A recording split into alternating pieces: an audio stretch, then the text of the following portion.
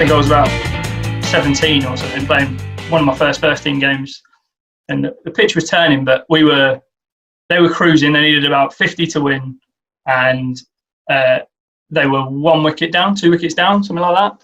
Absolutely cruising it. Needed about 170, we were on about 120 for 2. My first over went for 14. I got hit into the river twice, and I'm like, well, obviously I'm not going to stay on, because that's the leg spinner's goal is first over, try and stay on. But I've blown it. Got another over, second over, one pitched miles outside leg stump and took his off stump. I was absolutely reeling from then. And then a couple of guys hoiking, got caught out on the boundary. Ended up with 7 for 28. We won the game. We went top of the league. It was like one of those things when you've taken a losing situation, and for your team, you've made it a winning one.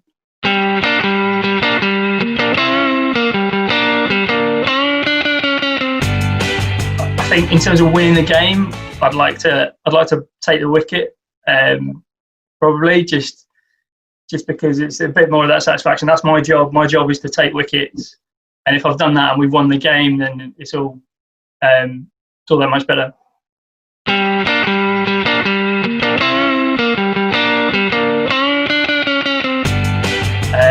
One of the biggest challenges is probably picking and selecting a side. So telling a player they're not in a side, especially as captain of the first team. That's where ideally you'd hope that kind of everyone in the club is trying to get to. So telling someone they're not selected is without a doubt the biggest challenge of being a captain, because it's not pleasant. It's not nice. It's they want to play and you're letting them down. I've been in that situation loads of times. Obviously, everyone has. So you just hope they sort of take it well and respond positively. You want them to go, okay, go and get a load of wickets, go and score a load of runs in the twos and come back. So that's obviously the ideal response, but it's always difficult.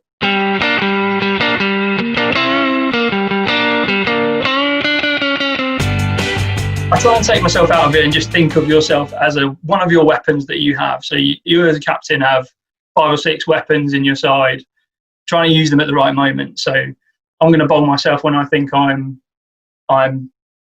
the biggest threat at that time. So if I've got 2 left-handers in and they're hoiking everything leg side and I'm bowling leg breaks, I'm not going to bring myself on then. But if there's 2 right-handers and they look like, I don't know, maybe they're sloggers, and I think that a leg spinner's a really good shout against them, because they're not gonna know what's going on. They're gonna just try and hit me to the moon and hopefully sky one or miss one.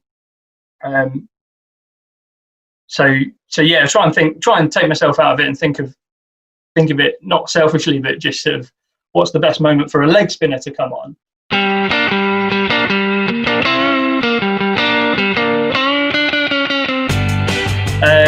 For me as a batsman, it helps. I like to think. I always like to, when I bat, I like to think of the team situation and what's best in the moment. Do I need to hit out? Do I need to defend or whatever? But having that outside context of the game is always something I've always sort of focused on when I'm batting. So being captain just heightens that. You're constantly worried about the game more than yourself. You kind of hope everyone's got that kind of that worry in their head, or they're always thinking about the match situation. But as a captain, that's even more. You're constantly thinking about what to do in the game and what the next tactical decision is, and what the impact of your actions are on the game or anyone else's actions. So as a batsman, I think that helps me. It sort of gives you a bit more. You want to concentrate more because you're desperate for the team to win. When you're bowling, I think sometimes it is a bit of pressure, and you feel like you're letting people down if you don't do well. But I personally think it's helpful. I get that obviously when you've got like international captains and things like that, they get ground down because it's constant. It's their job. They're doing it every day. There's a media thing around it, whereas obviously as a club captain, it's just Saturdays. You do your selection in the week or whatever. There isn't the same pressure. So I think it can help a player, to be honest.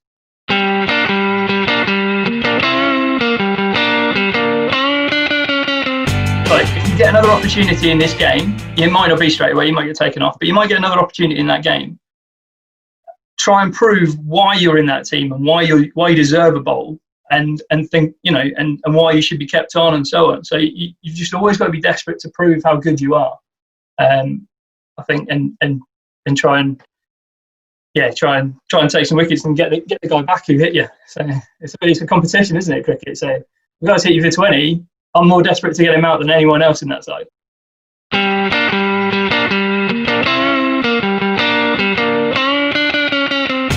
Junior captaincy is really helpful. Because obviously you've got a bit of help, you've got parents helping out, and you've got coaches and so on. So on the field, it really helps a player, because I think it just makes you concentrate on the game and understand the tactical side of it. Do I need a fielder there? Is he likely to bowl there? And do I need to be more aggressive here? Is the moment right to be more aggressive, or now do I need to be defensive? And that whole thought, I think, is something that every player needs to have. So if every player was to captain a bit in their youth and as they grow up, even if they never really want to be a captain, I think that's helpful. I think that would be a great thing for the game and for youth players if they all captained a bit.